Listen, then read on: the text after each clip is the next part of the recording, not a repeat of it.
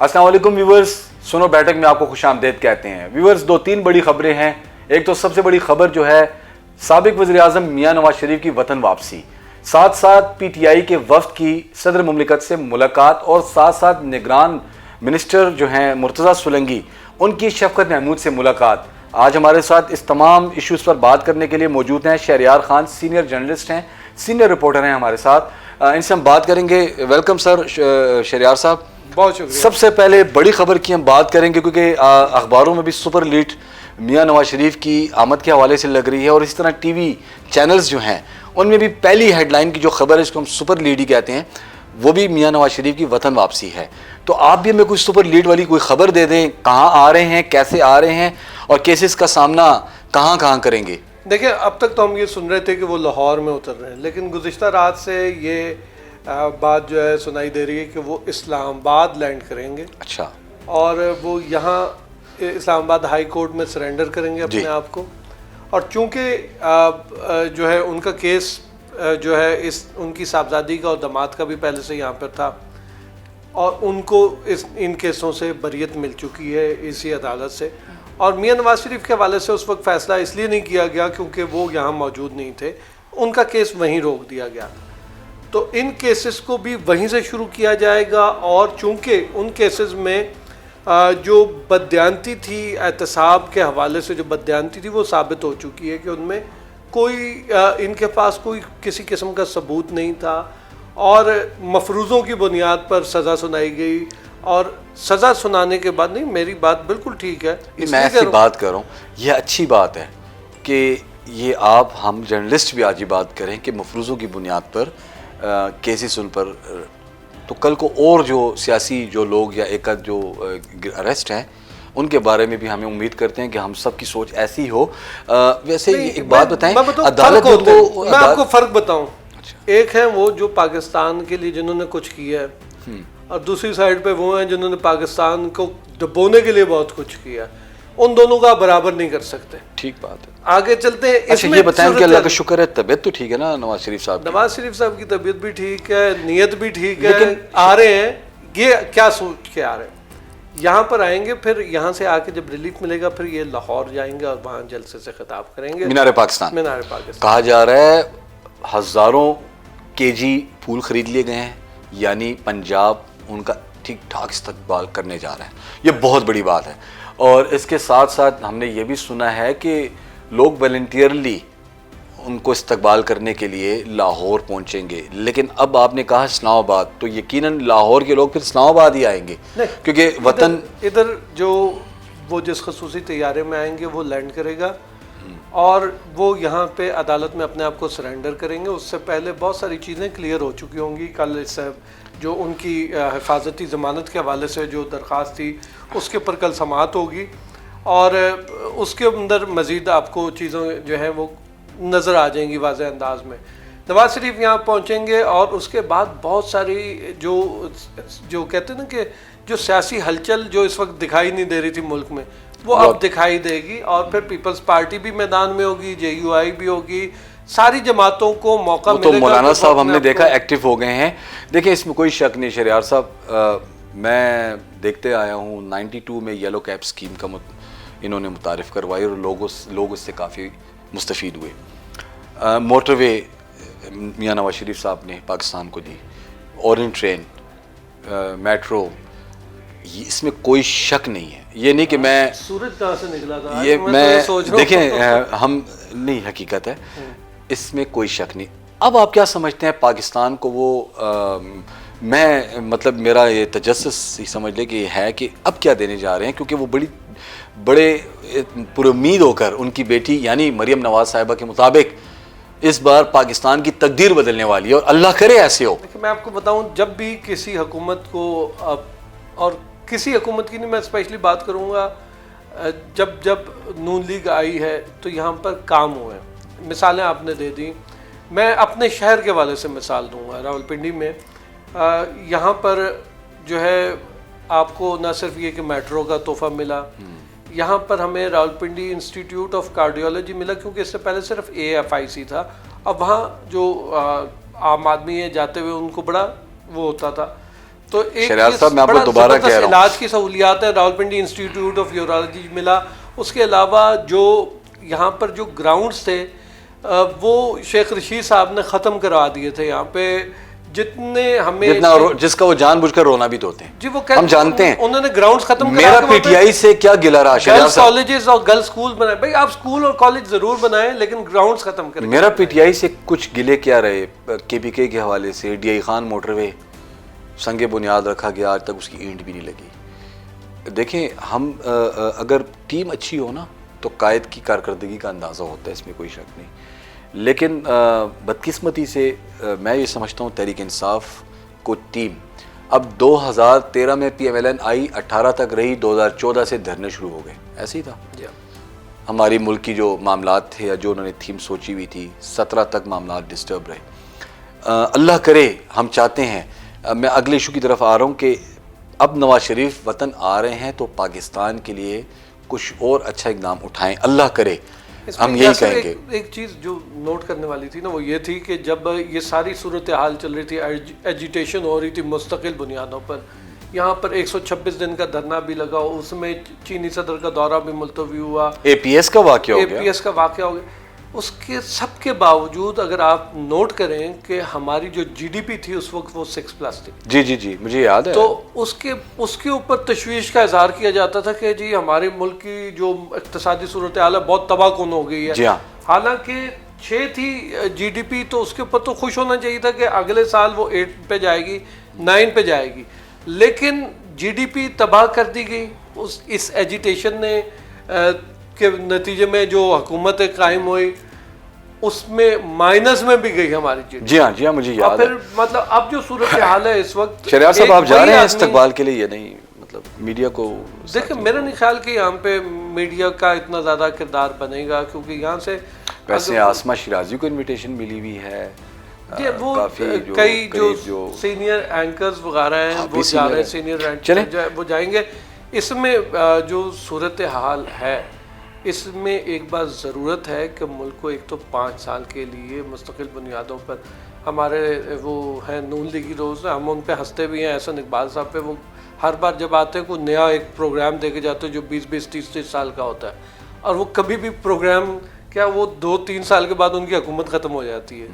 تو وہ پروگرامز اگر اس طرح سے چلتے رہیں ملک میں، آپ کی پالیسیوں کا تسلسل رہے، تب تو ملک ترقی کرتا ہے. اور اگر آپ صرف اس بنیاد پہ ایک جو ہے منصوبہ اس کو گرا دیں کہ یہ پچھلی حکومت کا تھا، تو اس پہ پھر ملک نہیں چلا کرتا. ویسے پچھلا والا لفظ میں سمجھتا ہوں ربڑ سے مٹا دینا چاہیے. پچھلی والی کو تو میں کہتا ہوں مٹا ہی دینا چاہیے. اب دیکھیں ہمیں سیاست سے ہٹ کر ہمارے پولیٹیشینز کو سوچنا ہوگا. خیر اگلے ایشو کی طرف چلتے ہیں. آپ کے نوٹس میں ہوگا نگران وزیر اطلاعات مرتضیٰ سولنگی صاحب، انہوں نے تھرسڈے کو لاہور میں ملاقات کی ہے پی ٹی آئی کے سینئر رہنما شفقت محمود سے، اور وہ کہتے ہیں انتہائی اہمیت کی حامل ملاقات تھی.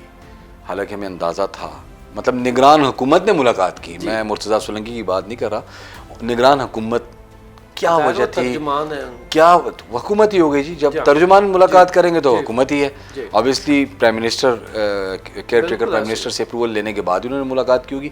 آپ کیا سمجھتے ہیں ایسی ملاقات کی کیا ضرورت پڑی؟ اور ساتھ پریزیڈنٹ آف پاکستان سے پی ٹی آئی کے 2 رکنی وفد نے ملاقات بھی کی ہے، یعنی رؤوف حسن نے، وہ ملاقات اور ادھر نگران حکومت کی شفقت محمود سے ملاقات، کیا اندرونی خانہ چل رہا ہے جی؟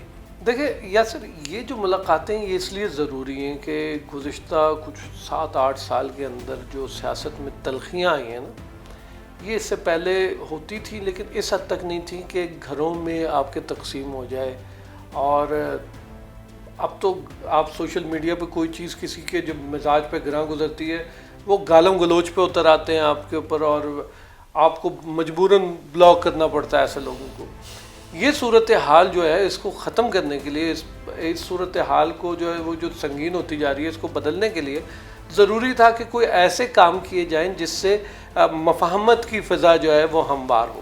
اب وہ جو یہ ملاقات تھی ایک شفقت محمود کے ساتھ، اس کے حوالے سے کل ہماری بات بھی ہوئی مرتضیٰ سولنگی صاحب کے ساتھ، اور ان کا یہی کہنا تھا کہ جو یہ سیاست میں جو اس وقت ایک یہ کہتے ہیں بدترین قسم کا ماحول چل رہا تھا، اس کو ختم کرنے کی ضرورت ہے، ماحول کو بہتر بنانے کی ضرورت ہے. اس کے لیے انہوں نے آغاز کیا تھا پی ٹی آئی سے. آج ان کی جو ملاقاتیں ہوئی ہیں وہ پیپلز پارٹی کے رہنما اخندزادہ چٹان سے بھی ہوئی ہے. ان کی کیا تلخیص؟ اور ڈاکٹر مصدق ملک کے ساتھ بھی. پیپلز پارٹی سے تو نواز شریف صاحب اور آصف زرداری آپس میں 6 پیج میں، پرسوں مولانا فضل الرحمان صاحب سے چھوٹے موٹے گلے شکوے ہوئے. آپ نے مولانا صاحب کا گلہ دیکھا ہوگا کہ آپ مجھ سے براہ راست رابطہ رکھیں، آپ بچوں کو یا بلاول بھٹو زرداری کو ان کا.